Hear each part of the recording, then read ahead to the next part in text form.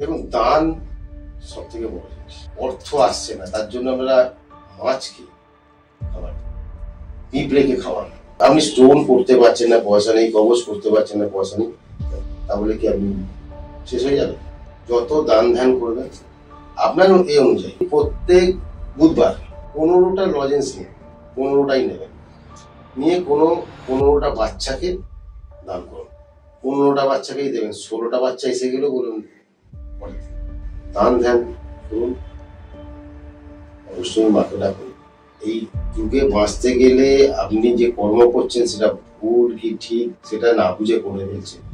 আর সব কিছু করতে গেলে আপনাকে দীক্ষা নিন, জপ করুন।